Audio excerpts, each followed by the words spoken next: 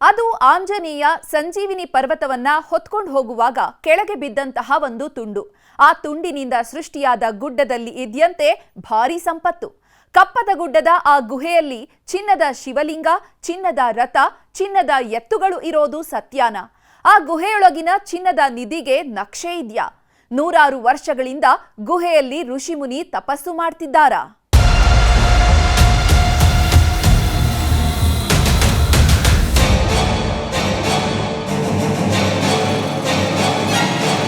ಇಲ್ಲಿ ಋಷಿಮುನಿಗಳು ಕೂಡ ಬಂದಂತ ಸಂದರ್ಭದಲ್ಲಿ ಗ್ರಾಮಸ್ಥರು ಕೂಡ ಹೇಳ್ತಾ ಇದ್ರು, ಆ ಒಂದು ಸ್ವಾಮೀಜಿ ಬಂದಂತ ಸಂದರ್ಭದಲ್ಲಿ ಒಂದು ಹಾವು ಬಂದಿತ್ತಂತೆ. ಅದು ಕೂಡ ಮನುಷ್ಯರನ್ನು ನುಂಗುವಂತ ದೊಡ್ಡ ಪ್ರಮಾಣದ ಹಾವು ಇತ್ತಂತೆ. ಹಾವಾಗೆ ಆ ಋಷಿಮುನಿ ಹಾಲು ಕುಡಿಸಿದ ತಕ್ಷಣ ಅದು ಏನು ಮಾಡಿಲ್ಲ, ಸ್ವಾಮೀಜಿ ಜೊತೆಗೆ ಇರ್ತಾ ಇತ್ತು ಅನ್ನೋದು. ಅಂದ್ರೆ ಈ ಒಂದು ಸಂಜೀವಿನಿ ಗುಡ್ಡದಲ್ಲಿ ಇರ್ತಕ್ಕಂಥ ಒಂದು ಕರಿಯಮ್ಮನ ಗುಹೆ ಏನಿದೆ, ಈ ಗುಹೆಯಲ್ಲಿ ಕೂಡ ಅಪಾರ ಪ್ರಮಾಣದ ಒಂದು ಸಂಪತ್ತು ಇದೆ. ಹೀಗಾಗಿ ಇಲ್ಲಿ ಋಷಿಮುನಿಗಳು ಕೂಡ ಇಲ್ಲಿ ಒಳಗಡೆ ಇದ್ದಾರೆ.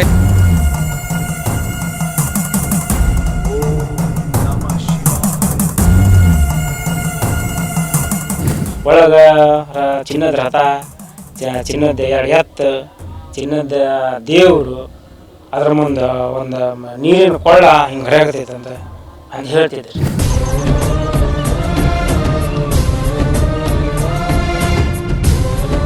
ಇದು ಸಂಜೀವಿನಿ ಗುಡ್ಡ ಅಂತ್ರಿ. ಸ್ವಾಮೀಜಿ ಒಳಗ ಅದಾರಂತ್ರಿ. ಅವರು ಸ್ವಲ್ಪ ಒಳಗ ಈಟ ಮಣ್ಣು ತಿಂದ್ರೆ 100 ವರ್ಷ ಬದುಕ್ತಾರಂತ್ರಿ. ಅವ್ರು ಎಷ್ಟೋ ಸಾವಿರ ವರ್ಷಗಳಿಂದ ಒಳಗ ಅಂತ ಹೇಳಿ ಸ್ವಾಮೀಜಿ ಹೇಳಿದ್ದು. ನಿಧಿ ಐತಂತ ಹೇಳಿದ್ದು ಫಾರೆಸ್ಟ್ ಇಲಾಖೆ ಅವರು.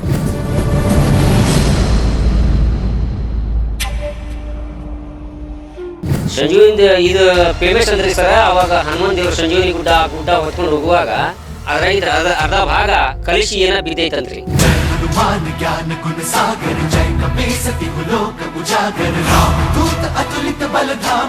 ಅಂದ್ರ ಹಾವು ಕಾವಲಿಗೆ ಐತಂತ ಹೇಳಿ ಆಚಾರ ಹೇಳ್ತಿದ್ದಾರೆ.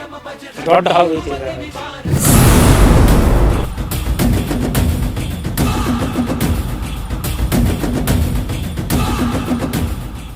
ಇನ್ನೂ ಒಂದು 20 ಮೀಟರ್ ಒಳಗೆ ಹೋಗಿ ತಪಸ್ ಮಾಡಿದ್ರಿ. ಅಲ್ಲಿ ಯಾರಿಗೂ ಪ್ರವೇಶ ಇದ್ದಿದ್ದಿಲ್ರಿ ನಮಗೆ. ನಾವು ಮೇಲೆ ಕುಂದ್ರೋದು. ನೋಡಿವ್ರಿ.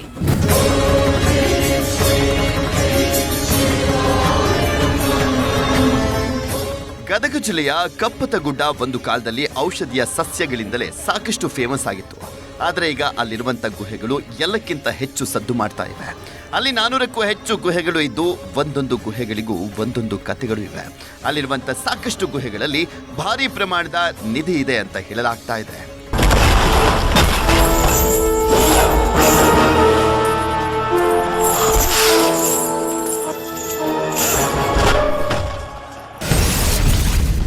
ಒಂದು ಮಾರ್ಗಗಳ ನಿಗೂಢ ಗುಹೆಯಲ್ಲಿ ಚಿನ್ನದ ಶಿವಲಿಂಗ, ಬಂಗಾರದ ತೇರು, 1000 ವರ್ಷಗಳಿಂದ ಋಷಿ ಮುನಿ ತಪಸ್ಸು, ಭಾರಿ ಸಂಪತ್ತಿಗೆ ಸನ್ಯಾಸಿಯೇ ಕಾವಲು. ಸಂಜೀವಿನಿ ಗುಡ್ಡದ ಸಂಪತ್ತಿನ ಬಗ್ಗೆ ಪುಸ್ತಕ, ನಕ್ಷೆಯನ್ನ ಬಳಸಿ ಹೋದ್ರೆ ನಿಧಿ ಸಿಗುತ್ತಾ? ಅಲ್ಲಿನ ಗುಹೆಗಳೇ ಹಾಗೆ, ತುಂಬಾ ವಿಚಿತ್ರ, ತುಂಬಾ ಭಯಾನಕ, ರಹಸ್ಯಗಳನ್ನೆಲ್ಲ ತನ್ನೊಳಗೆ ಬಚ್ಚಿಟ್ಟುಕೊಂಡಂತೆ ಕಾಣಿಸುವಂತ ವಿಶೇಷ ಗುಹೆಗಳು ಅವು.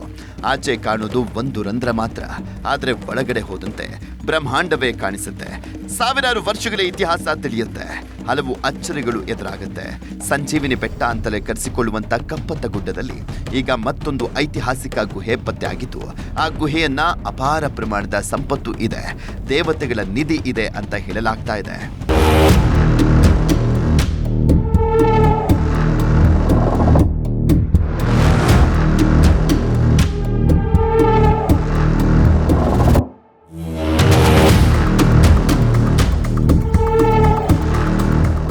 ಲಕ್ಕುಂಡಿಯಿಂದ ಕೆಲವೇ ಕಿಲೋಮೀಟರ್ಗಳು ದೂರ ಇರುವಂತ ಕಪ್ಪತ್ತ ಗುಡ್ಡದಲ್ಲಿ ಈಗ ಚಿನ್ನದ ಗುಹೆಗಳು, ಅವುಗಳಲ್ಲಿ ನಡೆದಂತ ವಿಸ್ಮಯಗಳೇ ಸದ್ದು ಮಾಡ್ತಾ ಇವೆ.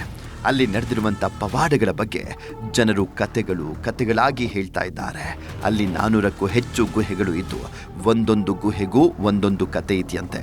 ಅದರಲ್ಲೂ ಲಕ್ಕುಂಡಿಗೆ ಕೇವಲ 20 ಕಿಲೋಮೀಟರ್ ದೂರದಲ್ಲಿ ಒಂದು ಸಂಜೀವಿನಿ ಗುಡ್ಡ ಇದ್ದು, ಆ ಗುಡ್ಡದಲ್ಲಿ ಇರುವಂಥ ಗುಹೆಯಲ್ಲಿ ದೇವಾನುದೇವತೆಗಳಿಗೆ ಸೇರಿದ ಚಿನ್ನದ ನಿಧಿಗಳು ಇವೆ ಅಂತ ಹೇಳಲಾಗ್ತಾ ಇದೆ.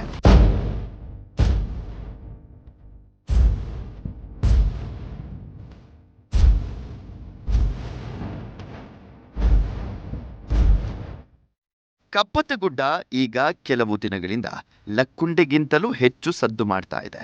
ಲಕ್ಕುಂಡೆಯಲ್ಲಿದ್ದ ಅಷ್ಟೊಂದು ಅಪಾರ ಪ್ರಮಾಣದ ಸಂಪತ್ತಿನ ಮೂಲ ಕಪ್ಪತ್ತಗುಡ್ಡ. ಅಲ್ಲಿಂದಲೇ ಚಿನ್ನ ಲಕ್ಕುಂಡೆಗೆ ಬಂದಿತ್ತು ಅಂತ ಹೇಳಲಾಗ್ತಾ ಇದೆ. ಕಪ್ಪತ್ತಗುಡ್ಡದಲ್ಲಿ 400ಕ್ಕೂ ಹೆಚ್ಚು ಗುಹೆಗಳು ಇದ್ದು, ಅಷ್ಟೊಂದು ಗುಹೆಗಳಲ್ಲೂ ಗಣಿಗಾರಿಕೆ ಮಾಡಿ ಅದರಲ್ಲಿದ್ದಂಥ ಚಿನ್ನವನ್ನ ತೆಗೆಯಲಾಗಿದೆ. ಅಷ್ಟೊಂದು ಚಿನ್ನ ಕಪ್ಪತ್ತಗುಡ್ಡದ ಗುಹೆಗಳಲ್ಲಿ ಇದೆಯಂತೆ. ಕಪ್ಪತ್ತಗುಡ್ಡದಲ್ಲಿ ಚಿನ್ನ ಮಾತ್ರ ಅಲ್ಲ, ಅಲ್ಲಿನ ಸಸ್ಯಗಳಲ್ಲಿ, ಅಲ್ಲಿನ ನೀರಿನಲ್ಲಿ ಔಷಧೀಯ ಗುಣಗಳು ಇದ್ದು, ಕಪ್ಪತ್ತಗುಡ್ಡದಲ್ಲಿ ಗಣಿಗಾರಿಕೆ ಆಗೋದಕ್ಕೂ ಮುನ್ನವೇ ಆ ಗುಡ್ಡಗಳಲ್ಲಿ ಏನೋ ಒಂದು ಶಕ್ತಿ ಇತ್ತು. ಅದು ದೇವತೆಗಳ ವಾಸಸ್ಥಾನವಾಗಿತ್ತು ಅಂತ ಅಲ್ಲಿನ ಜನರು ಹೇಳ್ತಾರೆ.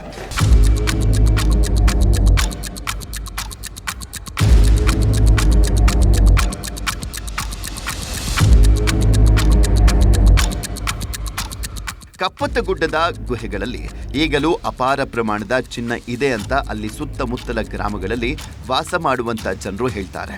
ಅಷ್ಟೇ ಅಲ್ಲದೆ ಅಲ್ಲಿ ಗುಹೆಗಳ ಬಗ್ಗೆಯೂ ಜನರು ವಿವಿಧ ರೀತಿಯಲ್ಲಿ ಮಾತನಾಡ್ತಾರೆ. ಕಪ್ಪತ್ತಗುಡ್ಡದ ಗುಹೆಗಳಲ್ಲಿ ನಿಧಿಗಳನ್ನ ಬಚ್ಚಿಟ್ಟಿರಬಹುದು.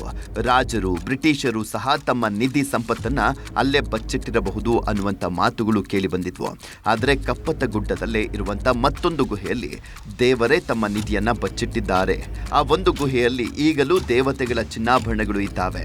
ಸಂಜೀವಿನಿ ಗುಡ್ಡದ ಗುಹೆಯಲ್ಲಿ ಚಿನ್ನದ ಶಿವಲಿಂಗ, ಚಿನ್ನದ ಬೃಹತ್ ರಥ, ಹಾಗೆ ಚಿನ್ನದ ಎತ್ತುಗಳು, ವಜ್ರ ಖಚಿತ ಚಿನ್ನದ ಮೂರ್ತಿಗಳು ಸಹ ಇವೆ ಅಂತ ಗ್ರಾಮಸ್ಥರು ಹೇಳ್ತಾ ಇದ್ದಾರೆ. ಒಳಗೈತಿ ನಿಧಿ ಗಿಳಿ ಎಲ್ಲ ಐತ್ರಿ. ತಳಗ ಒಂದು ಕರ್ಯಮ್ಮ ದೇವಸ್ಥಾನ ಅಂಥೇಳಿ ಐತ್ರಿ. ಅದರದ ಆ ದೇವರು ಕರ್ಯಮ್ಮ ದೇವಸ್ಥಾನ ಬಂಗಾರದ ಒಳಗೈತಂತ್ರಿ. ಒಂದು ರಥ ಐತಂತ, 2 ಎತ್ತು ಮತ್ತು ಒಂದು ಈಶ್ವರಲಿಂಗು ಅವೆಲ್ಲ ಅದಾವಂತ್ರಿ ಒಳಗೆ. ಎಲ್ಲ ಬಂಗಾರ ಅದ ರೀ, ಅದಾವಂತ್ರಿ. ಗುಡ್ಡದ ಕೆಳಗೆ ಒಂದು ದೇವಸ್ಥಾನ ಇದೆ. ಅಲ್ಲಿ ಕರೆಮ್ಮ ದೇವರು ಅಂತ ಒಬ್ಬ ದೇವತೆ ಇದ್ದಾರೆ. ಆ ದೇವತೆಯ ಸಂಪತ್ತೇ ಸಂಜೀವಿನಿ ಗುಡ್ಡದ ಗುಹೆಯಲ್ಲಿ ಇದೆ ಅಂತ ಜನರು ಹೇಳ್ತಾ ಇದ್ದಾರೆ. ಆದರೆ ಆ ಗುಹೆಯ ಒಳಗಡೆ ಸಂಪತ್ತು ಎಲ್ಲಿದೆ ಅನ್ನೋದು ಯಾರಿಗೂ ಗೊತ್ತಿಲ್ಲ. ಯಾಕಂದ್ರೆ ಗುಹೆಯ ಒಳಗೆ ಹೋಗೋದಕ್ಕೆ ಸಾಧ್ಯ ಇಲ್ಲ ಎನ್ನುವಂತೆ ಆ ಗುಹೆ ಕಾಣ್ತಾ ಇದ್ದು, ಒಳಗಡೆ ಎಲ್ಲ ಕಗ್ಗತ್ತಲಿನಿಂದ ತುಂಬಿಕೊಂಡಿದೆ. ಅದರ ಒಳಗಡೆ ಹೋದಂತೆಲ್ಲ ಸಾಕಷ್ಟು ಮಾರ್ಗಗಳು ಇದ್ದು, ಅವು ಎಲ್ಲಿಂದ ಎಲ್ಲಿಗೆ ಸಂಪರ್ಕ ಪಡೆದುಕೊಳ್ಳುತ್ತೆ ಅನ್ನೋದೇ ಯಾರಿಗೂ ಗೊತ್ತಿಲ್ವಂತೆ. ಹಾಗಾಗಿ ಸಂಪತ್ತು ಸಹ ಎಲ್ಲಿದೆ ಅನ್ನುವಂಥದ್ದು ಯಾರಿಗೂ ಗೊತ್ತಿಲ್ಲ. ಆದರೆ ಸಂಪತ್ತಿಗೆ ಒಬ್ಬ ಋಷಿಮುನಿ ಕಾವಲಾಗಿದ್ದಾರೆ ಅಂತ ಗ್ರಾಮಸ್ಥರು ಹೇಳ್ತಾ ಇದ್ದಾರೆ.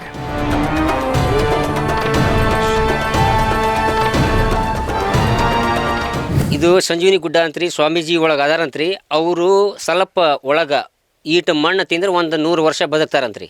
ಅವರು ಎಷ್ಟೋ 1000 ವರ್ಷಗಳಿಂದ ಒಳಗೆ ಅದಾರಂತೇಳಿ ಸ್ವಾಮೀಜಿ ಹೇಳಿದ್ದು. ನಿಧಿ ಐತಂತ ಹೇಳಿದ್ದು ಫಾರೆಸ್ಟ್ ಇಲಾಖೆ ಅವರು. ಮತ್ತು ನಮ್ಮ ಊರಿನ ತಂಡದ ಹಿರಿಯರು ಅವರೆಲ್ಲರೂ ಕೂಡಿ ಹೇಳಿದ್ದು. ಒಳಗೈತಿ ನಿಧಿ ಗಿಳಿ ಎಲ್ಲ ಐತ್ರಿ. ಋಷಿ ಮುನಿಗಳಿಗೆ ಅಪಾರ ಜ್ಞಾನಶಕ್ತಿ ಇರುತ್ತೆ ಅಂತ ಹೇಳಲಾಗುತ್ತೆ. ಅದೇ ರೀತಿ ಈ ಗುಹೆಯಲ್ಲಿರುವಂತ ಋಷಿ ಮುನಿಗೂ ಸಾಕಷ್ಟು ಶಕ್ತಿ ಇದೆ ಅಂತ ಗ್ರಾಮಸ್ಥರು ನಂಬಿದ್ದಾರೆ. ಯಾಕಂದ್ರೆ ಅವರು ಎಂದೂ ಆಚೆ ಬಂದಿಲ್ಲ. 1000 ವರ್ಷಗಳಿಂದ ಗುಹೆಯಲ್ಲಿ ವಾಸವಾಗಿದ್ದಾರಂತೆ. ಗುಹೆಯಲ್ಲಿ ಒಂದು ಚಿನ್ನದ ಶಿವಲಿಂಗ ಇದ್ದು, ಆ ಲಿಂಗಕ್ಕೆ ಪ್ರತಿನಿತ್ಯ ಪೂಜೆ ಮಾಡಿಕೊಂಡು ಇದ್ದಾರಂತೆ. ಅವರು ಗುಹೆಯಲ್ಲಿ ಸ್ವಲ್ಪ ಮಣ್ಣು ತೆಗೆದುಕೊಂಡು ತಿಂದರೂ 100 ವರ್ಷ ಬದುಕ್ತಾರಂತೆ. ಯಾಕಂದ್ರೆ ಅದು ಸಂಜೀವಿನಿ ಗುಡ್ಡ ಆಗಿತ್ತು. ಗುಹೆಯ ಒಳಗಡೆ ಈಗಲೂ ಸಂಜೀವಿನಿ ಇರಬಹುದು. ಆದ್ದರಿಂದಲೇ ಋಷಿ ಮುನಿ 1000 ವರ್ಷಗಳಿಂದ ಬದುಕಿರಬಹುದು ಅಂತ ಗ್ರಾಮಸ್ಥರು ನಂಬಿದ್ದಾರೆ.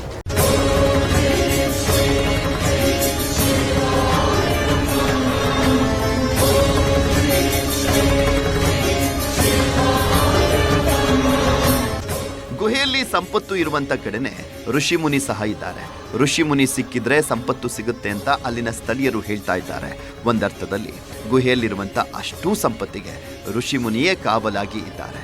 ಆದರೆ ಇದುವರೆಗೂ ಆ ನಿಧಿಯನ್ನ ಮುಟ್ಟುವಂತದ್ದಕ್ಕೆ ಯಾರೂ ಹೋಗಿಲ್ಲ. ಯಾಕಂದ್ರೆ ಆ ನಿಧಿ ಎಲ್ಲಿದೆ ಅನ್ನೋದು ಊರಿನಲ್ಲಿ ಒಬ್ಬ ವ್ಯಕ್ತಿಗೆ ಬಿಟ್ಟು ಇನ್ಯಾರಿಗೂ ಗೊತ್ತಿರಲಿಲ್ವಂತೆ. ಸಂಜೀವಿನಿ ಗುಡ್ಡದ ನಿಧಿಯ ಬಗ್ಗೆ ಒಂದು ಪುಸ್ತಕ, ಒಂದು ನಕ್ಷೆ ಸಹ ಇದೆಯಂತೆ.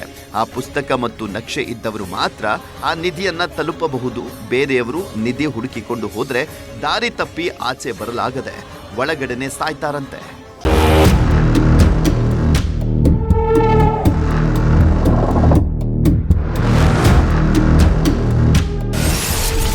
ನಿಗೂಢ ಗುಹೆಯ ರಹಸ್ಯ ಸ್ಥಳದಲ್ಲಿ ನಿಗೂಢ ನಿಧಿಯ ರಹಸ್ಯ ಒಬ್ಬ ವ್ಯಕ್ತಿಗೆ ಮಾತ್ರ ಗೊತ್ತಿದೆಯಾ? ಹಗಲೊತ್ತಲ್ಲೇ ಹೋಗೋದಕ್ಕೆ ಭಯ ಆಗುವಂತ ಗುಹೆಗಳು ಅವು. ನೀವು ದೃಶ್ಯಗಳಲ್ಲಿ ನೋಡಬಹುದು ಆ ಗುಹೆ ಎಷ್ಟೊಂದು ಭಯಾನಕವಾಗಿದೆ ಅಂತ. ಚೂಪಾದ ಕಲ್ಲುಗಳು, ದೂರಲು ಕಷ್ಟವಾಗುವಂತಹ ಜಾಗ. ಇಂಥ ಸ್ವಲ್ಪ ಒಳಗಡೆ ಹೋದ ನಂತರ ಮುಂದಕ್ಕೆ ಹೋಗೋದಕ್ಕೆ ಜಾಗ ಇಲ್ಲ. ಆದರೆ ಒಳಗಡೆ ಮಾತ್ರ ತುಂಬಾ ಆಳಕ್ಕೆ ಇದೆಯಂತೆ. ಕಿಲೋಮೀಟರ್ ಗಟ್ಟಲೆ ಉದ್ದ ಇರುವಂತ ಗುಹೆ. ಒಳಗೆ ಹೋದಂತೆಲ್ಲ ಎಲ್ಲೆಲ್ಲೋ ಸಂಪರ್ಕ ಪಡೆದುಕೊಳ್ಳುತ್ತಂತೆ. ಅಂತ ಗುಹೆಯಲ್ಲಿ ಸಂಪತ್ತು ಇದೆ. ಆದರೆ ಅಲ್ಲಿಗೆ ಹೋಗೋದು ಅಷ್ಟೊಂದು ಸುಲಭ ಅಲ್ಲ ಅನ್ನೋದು ಗ್ರಾಮಸ್ಥರ ಅಭಿಪ್ರಾಯ. ಆದ್ರೆ ಆ ಸಂಪತ್ತು ಏನೈತಲ್ರಿ ಅದು ಯಾರಿಗೂ ದಕ್ಕದಲ್ರಿ. ಅದು ದೇವ್ರ ಸಂಪತ್ತು ಅದು. ದೇವರು ಐತ್ರಿ ಒಳಗೆ, ಬಂಗಾರದ ದೇವ್ರು. ಅದನ್ನು ಪ್ರಯತ್ನನೂ ಪಡಕ್ಕೆ ಹೋಗಿಲ್ಲ, ಅದನ್ನು ಯಾರೂ ಪ್ರಯತ್ನನೂ ಮಾಡಿಲ್ಲ. ಇನ್ನೂವರೆಗೆ ಯಾರೂ ಮಾಡಿಲ್ಲ ರೀ. ಇನ್ನು ಮುಂದೆ ಯಾರು ಮಾಡಿದ್ರು ಮಾಡ್ಬೋದು. ಅದ್ರ ಸಿಗೋದಿಲ್ಲ ರೀ, ಅದು ಸಿಗೋಂಗಿಲ್ಲ ರೀ, ಅದು ದೇವ್ರದ್ದು. ಕಪ್ಪತ್ತ ಗುಡ್ಡದಲ್ಲಿ ನೂರಾರು ಗುಹೆಗಳು ಇವೆ. ಅದರಲ್ಲಿ ಸಾಕಷ್ಟು ಗುಹೆಗಳು ಗಣಿಗಾರಿಕೆ ಮಾಡಿರುವಂಥ ಗುಹೆಗಳು. ಅವುಗಳ ಒಳಗೆ ಹೋಗೋದಕ್ಕೆ ಈಗಲೂ ಜಾಗ ಇದೆ. ಆದರೆ ಈ ಗುಹೆ ಮಾತ್ರ ಯಾರೋ ಮಾಡಿರುವಂಥ ಗುಹೆ ಅಲ್ಲ. ಅದು ನೈಸರ್ಗಿಕವಾಗಿ ನಿರ್ಮಾಣ ಆಗಿರುವಂಥ ಗುಹೆ. ಆ ಗುಹೆಯಲ್ಲಿ ಮನುಷ್ಯ ಮಾತ್ರರು ಯಾರೂ ಹೋಗೋದಕ್ಕೆ ಸಾಧ್ಯ ಇಲ್ಲ ಅನ್ನುವಂಥ ರೀತಿ ಇದೆ. ಆದರೆ ಆ ಗುಹೆಯಲ್ಲಿ ಋಷಿ ಮುನಿಗಳು ವಾಸ ಮಾಡ್ತಾ ಇದ್ದಾರೆ ಅಂತ ಹೇಳಲಾಗ್ತಾ ಇದ್ದು, ಅಲ್ಲಿ ಅಪಾರ ಪ್ರಮಾಣದ ಸಂಪತ್ತು ಇದೆ ಅಂತ ಗ್ರಾಮಸ್ಥರು ಮತ್ತು ಅರಣ್ಯ ಇಲಾಖೆಯವರು ಹೇಳ್ತಾ ಇದ್ದಾರೆ. ಉತ್ತರ ಕರ್ನಾಟಕದ ಸಹ್ಯಾದ್ರಿ ಎಂದೇ ಖ್ಯಾತಿ ಪಡೆದಿರುವ ಕಪ್ಪತ್ತಗುಡ್ಡದಲ್ಲಿಯೂ ಕೂಡ ಒಂದು ಸಂಜೀವಿನಿ ಬೆಟ್ಟ ಇದೆ. ಆ ಬೆಟ್ಟದಲ್ಲಿಯೂ ಕೂಡ ಋಷಿಮುನಿಗಳು ಕೂಡ ವಾಸ ಮಾಡ್ತಾ ಇದ್ರು. ಅಲ್ಲಿ ಅಪಾರ ಪ್ರಮಾಣದ ಸಂಪತ್ತು ಕೂಡ ಇರ್ತಕ್ಕಂಥದ್ದು. ಸದ್ಯ ನ್ಯೂಸ್ 18 ಕನ್ನಡ ಒಂದು ಗ್ರೌಂಡ್ ರಿಪೋರ್ಟ್ ಮೂಲಕ ಈಗ ತೋರಿಸ್ತಾ ಹೋಗ್ತಾನೆ. ಇದು ಅತ್ತಿಕಟ್ಟಿ ಗ್ರಾಮದ ಹೊರವಲಯದಲ್ಲಿರ್ತಕ್ಕಂಥ ಕಪ್ಪತ್ತಗುಡ್ಡದಲ್ಲಿರ್ತಕ್ಕಂಥ ಒಂದು ಕರೆಮ್ಮನ ಗುಹೆ. ಈ ಗುಹೆಯಲ್ಲಿಯೂ ಕೂಡ ಅಪಾರ ಪ್ರಮಾಣದ ಒಂದು ಸಂಪತ್ತು ಕೂಡ ಇಲ್ಲಿ ಇರ್ತಕ್ಕಂಥದ್ದು. ಈ ಹಿಂದೆ ಕೂಡ ಇಲ್ಲಿ ನೂರಾರು ವರ್ಷಗಳ ಹಿಂದೆ ಒಬ್ಬ ಋಷಿಮುನಿಗಳು ಕೂಡ ಇಲ್ಲಿ ವಾಸವಿದ್ರು. ಆ ವಾಸವಿದ್ದಂಥ ಋಷಿಮುನಿ ಸಹ ಈಗ ಒಳಗೆ ಇದ್ದಾರಂತೆ. ಹೀಗಾಗಿ ಈ ಒಂದು ಋಷಿಮುನಿಗಳು ಇರೋದ್ರಿಂದಾಗಿ ಇಲ್ಲಿ ಅಪಾರ ಪ್ರಮಾಣದ ಸಂಪತ್ತು ಇತ್ತಂತೇಳಿ ಈ ಒಂದು ಅತ್ತಿಕಟ್ಟಿ ಗ್ರಾಮದ ಹಿರಿಯರಾಗಿರ್ಬೋದು ಮತ್ತು ಸಾಕಷ್ಟು ಜನರು ಕೂಡ ಗ್ರಾಮಸ್ಥರಿಗೆ ಹೇಳ್ತಾ ಇದ್ರಂತೆ. ಅಂದರೆ ಈ ಒಂದು ಗುಹೆಯಲ್ಲಿ ಅಪಾರ ಪ್ರಮಾಣದ ಸಂಪತ್ತು ಏನೇನೆಲ್ಲ ಇದೆ ಅನ್ನೋದನ್ನು ನೋಡ್ತಾ ಹೋಗೋದಾದರೆ ಇಲ್ಲಿ ಒಂದು ದೇವಸ್ಥಾನ ಇದೆ, ಕರೆಮ್ಮ ದೇವಿ ದೇವಸ್ಥಾನ. ಆ ದೇವಸ್ಥಾನಕ್ಕೆ ಸಂಬಂಧಪಟ್ಟಂಥ ಸಂಪತ್ತಾಗಿರ್ಬೋದು, ಹಿಂದೆ ಸಾಕಷ್ಟು ದೇವಸ್ಥಾನಗಳ ಸಂಪತ್ತು ಕೂಡ ಇಲ್ಲಿ ಇರ್ತಕ್ಕಂಥದ್ದು. ಅಂದರೆ ಇಲ್ಲಿ ಬಂಗಾರದ ತೇರಾಗಿರ್ಬೋದು, ಬಂಗಾರದ ಎತ್ತುಗಳಾಗಿರ್ಬೋದು, ಅಷ್ಟೇ ಅಲ್ಲದೆ ದೇವಸ್ಥಾನಕ್ಕೆ ಸಂಬಂಧಪಟ್ಟಂಥ ಸಾಕಷ್ಟು ಚಿನ್ನದ ಆಭರಣಗಳು ಇಲ್ಲಿ ಒಳಗಡೆ ಇರ್ತಕ್ಕಂಥದ್ದು ಅನ್ನೋದು. ಇನ್ನು ಈ ಗುಹೆಯಲ್ಲಿ ನಿಧಿ ಇರುವಂತ ವಿಚಾರ ಊರಲ್ಲಿ ಇರುವಂತ ಎಲ್ಲರಿಗೂ ಗೊತ್ತಿದೆ. ಊರಿನ ಹಿರಿಯರು ಎಲ್ಲರೂ ನಿಧಿಯ ಬಗ್ಗೆ ಹೇಳಿಕೊಂಡು ಬಂದಿದ್ದಾರೆ. ಆದರೆ ಯಾರೂ ಸಹ ಆ ನಿಧಿಯನ್ನ ನೋಡಿಲ್ವಂತೆ. ಆದರೆ ಋಷಿ ಮುನಿಗಳನ್ನ ಕಂಡಿರೋದಾಗಿ ಕೆಲವರು ಹೇಳಿಕೊಂಡಿದ್ದಾರೆ. ಆದರೆ ಊರಿನಲ್ಲಿದ್ದಂಥ ಒಬ್ಬ ವ್ಯಕ್ತಿಗೆ ಮಾತ್ರ ನಿಧಿಯ ಬಗ್ಗೆ ಎಲ್ಲ ಸತ್ಯ ಗೊತ್ತಿತ್ತಂತೆ. ಅವರ ಬಳಿ ನಿಧಿಗೆ ಸಂಬಂಧಪಟ್ಟಂತ ಪುಸ್ತಕ ಹಾಗೆ ನಿಧಿ ಇರುವಂತ ಜಾಗಕ್ಕೆ ತಲುಪುವಂತ ಮ್ಯಾಪ್ ಸಹ ಇತ್ತಂತೆ. ಆದರೆ ಆ ವ್ಯಕ್ತಿ ಸಾವನ್ನಪ್ಪಿದ್ದಾನೆ ಅಂತ ಗ್ರಾಮಸ್ಥರು ಹೇಳ್ತಾ ಇದ್ದಾರೆ.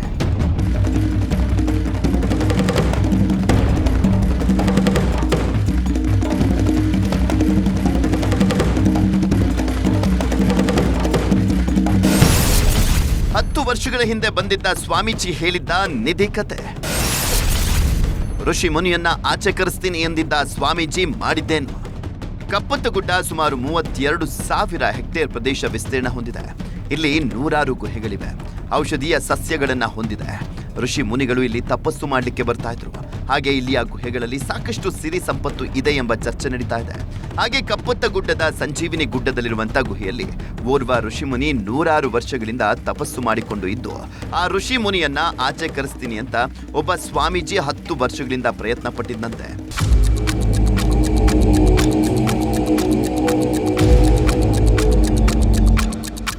ಆ ಸ್ವಾಮೀಜಿ ತಿಂಗಳುಗಟ್ಟಲೆ ಗವಿಯ ಮುಂದೆ ಒಂದು ಯಜ್ಞ ಕುಂಡ ಮಾಡಿ ಅದರಲ್ಲಿ ಹೋಮ ಮಾಡಿ ಪೂಜೆ ಮಾಡ್ತಾ ಇದ್ದಂತೆ. ಹಣ್ಣು ಹಾಲನ್ನ ಇಟ್ಟಿ ಪ್ರತಿನಿತ್ಯ ಪೂಜೆಯನ್ನ ಮಾಡ್ತಾ ಇದ್ದಂತೆ. ಆಗ ರಾತ್ರಿ ಕಾಡು ಪ್ರಾಣಿಗಳು ಬಂದು ಹಣ್ಣುಗಳನ್ನ ತಿಂದು ಹೋದ್ರೆ ಬೃಹತ್ ಸರ್ಪ ಹಾಲು ಕುಡಿದು ಹೋಗ್ತಾ ಇತ್ತಂತೆ. ಆದ್ರೆ ಗುಹೆಯ ರಹಸ್ಯ ತಿಳಿದುಕೊಳ್ಳುವಂತ ಮೊದಲೇ ಅರಣ್ಯ ಅಧಿಕಾರಿಗಳು ಬಂದು ಸ್ವಾಮೀಜಿಯನ್ನ ಅಲ್ಲಿಂದ ಓಡಿಸ್ಬಿಟ್ರಂತೆ. ಆ ಗುಹೆಯಲ್ಲಿ ನಿಧಿ ಇದೆ, ಅದನ್ನ ತೆಗೆಯೋದಕ್ಕೆ ಸ್ವಾಮೀಜಿ ಬಂದಿದ್ದಾನೆ ಅಂತ ಹೇಳಿ ಸ್ವಾಮೀಜಿಯನ್ನ ಅಲ್ಲಿಂದ ಜಾಗ ಖಾಲಿ ಮಾಡಿಸಿದ್ರಂತೆ. ಋಷಿ ತಪಸ್ ಮಾಡಕ್ಕೆ ಬಂದಿದ್ರು ಅವ್ರು ಹೇಳಿದ್ದನ್ನು ನಾವು ಕೇಳಿದ್ದೆ. ಆ ಋಷಿನ ಹೊರಗೆ ತೆಗೆದು ನಿಮಗೆಲ್ಲರಿಗೆ ಪರಿಚಯ ಮಾಡಿಸ್ತೀನಿ, ಎಲ್ಲರಿಗೆ ನಿಮ್ಮ ಕೂಡ ಮಾತಾಡ್ಬೇಕವ, ಹಂಗೆ ಮಾಡ್ತೀನಿ ಅಂತ ಹೇಳ್ತಿದ್ರಿ ಅವ.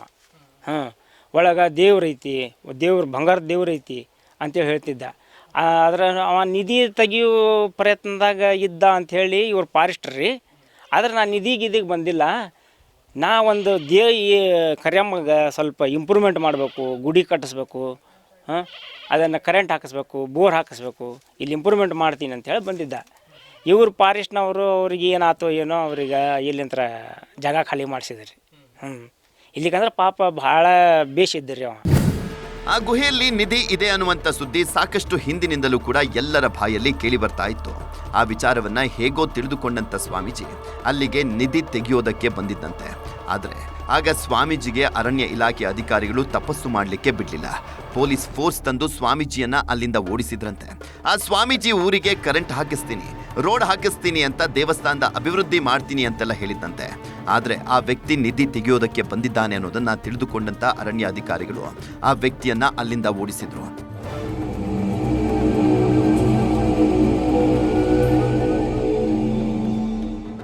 ಈ ಗುಹೆಯ ಒಳಗಡೆ ಸಂಪತ್ತು ಇರೋ ಬಗ್ಗೆ ಒಂದು ಪುರಾತನ ಕಾಲದ ಪುಸ್ತಕ ಇದೆ. ಅದರಲ್ಲಿ ಸಂಪತ್ತಿನ ರಹಸ್ಯದ ಬಗ್ಗೆ ಉಲ್ಲೇಖ ಆಗಿದೆ.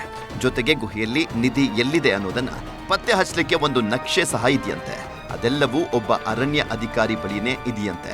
ಆದರೆ ಈಗ ಆ ಅರಣ್ಯ ಅಧಿಕಾರಿ ಇಲ್ಲ. ಆದರೆ ಅವರ ಮನೆಯಲ್ಲಿ ಆ ನಕ್ಷೆ ಮತ್ತು ಪುಸ್ತಕ ಇರಬಹುದು. ಅವು ಸಿಕ್ಕಿದ್ರೆ ನಿಧಿಯ ಬಳಿಗೆ ಹೋಗಬಹುದು ಅಂತ ಗ್ರಾಮಸ್ಥರು ಹೇಳ್ತಾ ಇದ್ದಾರೆ. ಅಷ್ಟೇ ಅಲ್ಲದೆ ಗುಹೆಯಲ್ಲಿ ಇರುವಂತ ಸಂಪತ್ತಿಗೆ ಒಂದು ಬೃಹತ್ ಸರ್ಪ ಕಾವಲು ಕಾಯ್ತಾ ಇದೆ ಅನ್ನೋದನ್ನ ಈ ಸ್ವಾಮೀಜಿ ಹೇಳಿದ್ದಾರೆ. ಹಾವು ಕಾವಲಿಗೆ ಐತೆ ಅಂತೇಳಿ ಆಜಾರ್ ಹೇಳ್ತಿದ್ರಿ, ದೊಡ್ಡ ಹಾವು ಐತಿ ಅಂತೇಳಿ. ಹ್ಞೂ ರೀ, ಮನುಷ್ಯಾಗ ನುಂಗುವಂಥ ಹಾವು ಐತಂತ್ರಿ, ಅದು ಅಂತ ಹಾವು ಇಲ್ಲ ಅಂತ್ರಿ ಅದು. ಅಂತ ಹೇಳ್ತಿದ್ರು ಅವರು. ಅವ್ರಿಗೆ ಅವ್ರು ತಪಸ್ಸು ಜಪ ಮಾಡ್ತಿದ್ರಿ ಅವ್ರು. ಅವ್ರು ಜಪ ಮಾಡೋ ಮುಂದೆ ಅದು ನುಂಗಾಕ ಬರೋದು ಅವಂಗೆ, ಮತ್ತು ಅದನ್ನು ಅವ್ನ ಕಡ್ಯಾಕೆ ಬರೋದು, ಹಂಗೆ ಮಾಡೋದಂತ್ರಿ ಅದು ಮೊದ್ಲು. ಆಮೇಲೆ ಯಾವಾಗ ಒಡನಾಟ ಆತು, ಆ ಹಾಲು ಸುಮ್ಮನೆ ಹಾಲು ಕುಡಿದು ಹೋಗಿತ್ತಂತ್ರಿ ಅದು ಅಂತ ಅವ್ರು ಹೇಳ್ತಿದ್ರಿ ಹೊರಗೆ ಬಂದು.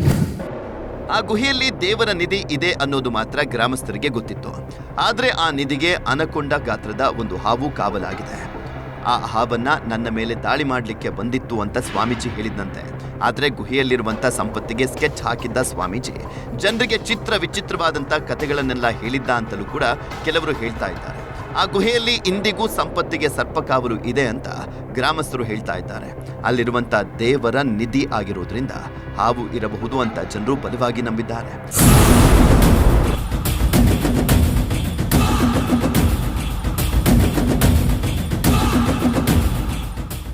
ಆ ಸಂಜೀವಿನಿ ಗುಹೆಯ ಕೆಳಗಡೆ ಸಣ್ಣದೊಂದು ಗುಡಿ ಇದೆ. ಆ ಗುಡಿ ಯಾವ ಕಾಲದ್ದು, ಎಷ್ಟು ವರ್ಷಗಳ ಹಿಂದಿನದ್ದು ಅಂತ ಯಾರಿಗೂ ಗೊತ್ತಿಲ್ಲ. ಅಲ್ಲಿ ದೇವಿಯ ಮೂರ್ತಿ ಸಹ ಇಲ್ಲ. ಮೂರ್ತಿಯ ಬದಲಿಗೆ ಒಂದು ಕಲ್ಲು ಇದೆ. ಆ ದೇವಿಯನ್ನ ಅಲ್ಲಿನ ಗ್ರಾಮಸ್ಥರು ಕರೆಮ್ಮ ಅಂತ ಕರಿತಾ ಇತ್ತು. ಆ ಕರೆಮ್ಮನ ಸಂಪತ್ತು, ಕರೆಮ್ಮನ ಮೂಲ ವಿಗ್ರಹ ಎಲ್ಲವೂ ಆ ಗುಹೆಯಲ್ಲೇ ಇದೆ. ಆ ಗುಹೆಯ ಒಳಗಡೆ ಹೋದವರು ಸಂಪತ್ತನ್ನ ಪತ್ತೆ ಹಚ್ಚಬಹುದು. ಆದರೆ ಅದು ದೇವರ ಸಂಪತ್ತು ಆಗಿರೋದ್ರಿಂದ ಅದು ಅಷ್ಟೊಂದು ಸುಲಭವಾಗಿ ಸಿಗಲ್ಲ ಅಂತ ಗ್ರಾಮಸ್ಥರು ಹೇಳ್ತಾ ಇದ್ದಾರೆ. ಸಂಪತ್ತು ಐತ್ರಿ, ದೇವ್ರ ಸಂಪತ್ತು ಅದು, ಯಾರಿಗೂ ಮುಟ್ಟಕ್ಕಾಗಂಗಿಲ್ಲ ಸರ್ ಅದು. ಅಂಥ ಸಂಪತ್ತು ಅದು. ರೀ ಮುಟ್ಟಕ್ಕೆ ಮೊದಲು ಟ್ರೈ ಮಾಡಿರ್ಬೋದು ರೀ. ಆದ್ರೆ ನಾವು ನಮ್ಮ ತಲೆಮಾರ್ಲಿಂತ ಏನು ಅಷ್ಟೊಂದು ಯಾರೂ ಅದರ ಬಗ್ಗೆ ತಲೆ ಕೆಡ್ಸ್ಕೊಂಡಿಲ್ಲ ರೀ. ಯಾಕಂದ್ರೆ ಇದು ಪಡಿ ಐತಲ್ರಿ, ಇದನ್ನು ತೆಗೆದು ಅದು ಒಳಗೆ ಹೋಗ್ಬೇಕಂದ್ರೆ ಅಸಾಧ್ಯ ರೀ ಅದು. ಆ ಗುಹೆಯಲ್ಲಿ ಅಪಾರ ಪ್ರಮಾಣದ ಸಂಪತ್ತು ಇದೆ. ಆದರೆ ಯಾರೂ ಅದನ್ನ ತೆಗೆಯುವಂತ ಮನಸ್ಸು ಮಾಡ್ತಾ ಇಲ್ಲ. ಯಾಕಂದ್ರೆ ಆ ಗುಹೆಯ ಒಳಗಡೆ ಈಗ ಹಾವು, ಸಣ್ಣ ಸಣ್ಣ ಪ್ರಾಣಿಗಳು ಮಾತ್ರ ದೂರಬಹುದು. ಮನುಷ್ಯರು ದೂರೋದಕ್ಕೆ ಸಾಧ್ಯ ಇಲ್ಲ. ಗುಟ್ಟವನ್ನ ಹೊಡೆದು ಜಾಗ ಮಾಡಿದ್ರೆ ಮಾತ್ರ ಒಳಗೆ ಹೋಗ್ಲಿಕ್ಕೆ ಸಾಧ್ಯ. ಅದಕ್ಕೆ ಈಗಲೂ ಆ ಗುಹೆಯ ರಹಸ್ಯಗಳು ರಹಸ್ಯವಾಗಿ ಉಳಿದುಕೊಂಡಿವೆ.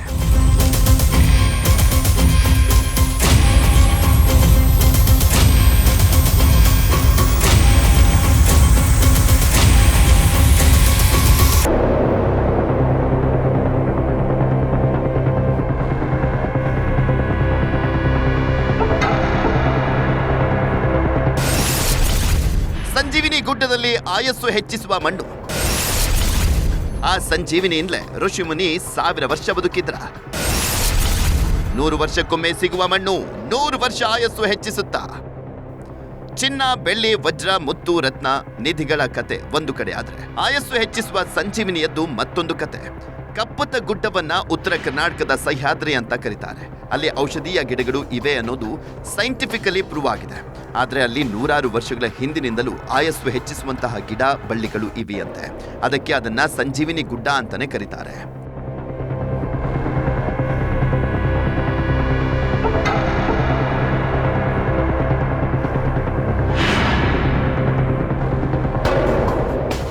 ರಾಮಾಯಣದಲ್ಲಿ ರಾವಣರ ಯುದ್ಧ ಆದಾಗ ಲಕ್ಷ್ಮಣ ಸಾಯುವಂತೆ ಆದಾಗ ಆಂಜನೇಯ ಸಂಜೀವಿನಿ ಪರ್ವತವನ್ನ ತೆಗೆದುಕೊಂಡು ಬಂದು ಲಕ್ಷ್ಮಣನನ್ನ ಜೀವ ಉಳಿಸಿದ್ರು. ಹಾಗೆ ಸಂಜೀವಿನಿ ಪರ್ವತವನ್ನ ತೆಗೆದುಕೊಂಡು ಹೋಗುವಾಗ ಪರ್ವತದಿಂದ ಕೆಲವು ತುಂಡುಗಳು ಅಲ್ಲಲ್ಲಿ ಬಿದ್ದಿದ್ವು. ಅದೇ ರೀತಿ ಕಪ್ಪತ್ತ ಗುಡ್ಡದಲ್ಲೂ ಒಂದು ತುಂಡು ಬಿದ್ದು ಅದು ಸಂಜೀವಿನಿ ಗುಡ್ಡ ಆಗಿದೆ. ಆ ಗುಡ್ಡದಲ್ಲಿ ಇಂದು ಸಂಜೀವಿನಿ ಇದೆಯಂತೆ. ಆದ್ರೆ ಆ ಸಂಜೀವಿನಿ ಗುಡ್ಡದ ಮೇಲೆ ಅಲ್ಲದೆ ಗುಡ್ಡದ ಒಳಗೆ ಇದೆ ಅಂತ ಗ್ರಾಮಸ್ಥರು ಹೇಳ್ತಾ ಇದ್ದಾರೆ. ಇದು ಸಂಜೀವಿನಿ ಗುಡ್ಡ ಅಂತ್ರಿ, ಸ್ವಾಮೀಜಿ ಒಳಗೆ ಅದಾರಂತ್ರಿ.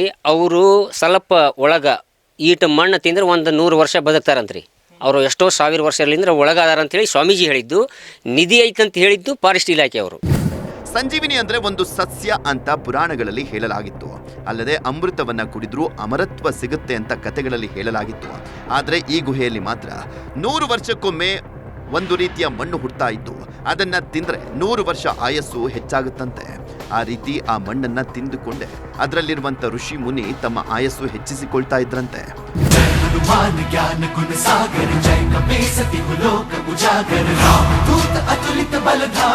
ಒಳಗೆ ಪೂಜೆ ಮಾಡಿ ಈಶ್ವರಲಿಂಗು ದಿನ ಪೂಜೆ ಮಾಡ್ತಾನಂತ್ರಿ. ನೀರು ಹಾಕಿ ಹಾಕಿ ಹಾಕಿ ಪೂಜೆ ಮಾಡ್ತಾನಂತ್ರಿ. ಅವ ಒಂದು 100 ವರ್ಷಕ್ಕೆ ಒಂದು ಈಟ್ ಮಣ್ಣು ಬರ್ತಂತ್ರಿ. ಅದು ಆ ಮಣ್ಣು ಸೇವನೆ ಮಾಡ್ಕೊಂಡಂದ್ರೆ ಮತ್ತು 100 ವರ್ಷ ಅವಂಗ ಆಯುಷ್ ಅಂತ್ರಿ ಅಂತ ಹೇಳಿದ್ದನ್ನು ನಾವು ಕೇಳಿದ್ವಿ ರೀ. ಹಾಂ, ಸಂಜೀವಿನಿ ಬೆಟ್ಟದೊಳಗೆ ಅದು ಸಂಜೀವಿನಿ ಇದ್ದಂಗೆ ರೀ. ಅದು ಆ ಮಣ್ಣು ತಿಂತಾನಲ್ರಿ, ಆ ಮಣ್ಣು ಅವಂಗ ಸಂಜೀವಿನಿ ಆಗೈತೆ ರೀ.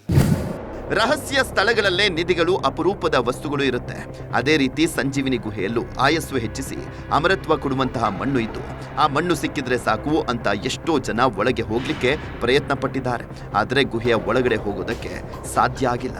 ಅದೇ ಕಾರಣದಿಂದ 10 ವರ್ಷಗಳ ಹಿಂದೆ ಬಂದಿದ್ದಂಥ ಸ್ವಾಮೀಜಿ ಗುಹೆಯ ಹೊರಗೆ ಯಜ್ಞ ಯಾಗಾದಿಗಳನ್ನ ಮಾಡಿ ನಿಧಿಯನ್ನ, ಸಂಜೀವಿನಿ ಇರುವಂತ ರಹಸ್ಯವನ್ನ ತಿಳಿಯುವಂತ ಪ್ರಯತ್ನ ಮಾಡಿದ್ದಾರೆ. ಆದರೆ ಅವರಿಗೆ ಅರಣ್ಯ ಇಲಾಖೆಯವರು ಅಡ್ಡಿಪಡಿಸಿದ್ದಾರೆ.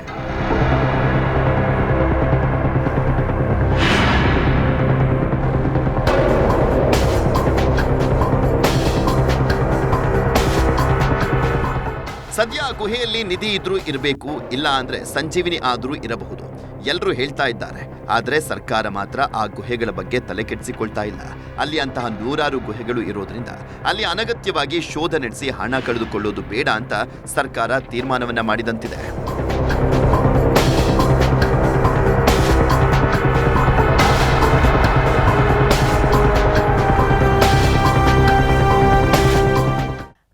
ಗುಡ್ಡದ ಗುಹೆಯಲ್ಲಿ ದಿನದಿಂದ ದಿನಕ್ಕೆ ಸಂಪತ್ತಿನ ಬಗ್ಗೆ ಕಥೆಗಳು ಹೆಚ್ಚಾಗ್ತಾ ಇದ್ದು ಅವುಗಳ ಸತ್ಯಾಸತ್ಯತೆ ಏನು ಅನ್ನೋದನ್ನ ಸರ್ಕಾರ ತಿಳಿದುಕೊಳ್ಳೋ ಪ್ರಯತ್ನ ಮಾಡಬೇಕಿದೆ. ಇದಾಗಿತ್ತು ಈ ಹೊತ್ತಿನ ವಿಶೇಷ. ನೋಡ್ತಾ ಇರಿ ನ್ಯೂಸ್ 18, ಜಾಲ ನಮ್ಮದು, ಬಲ ನಿಮ್ಮದು.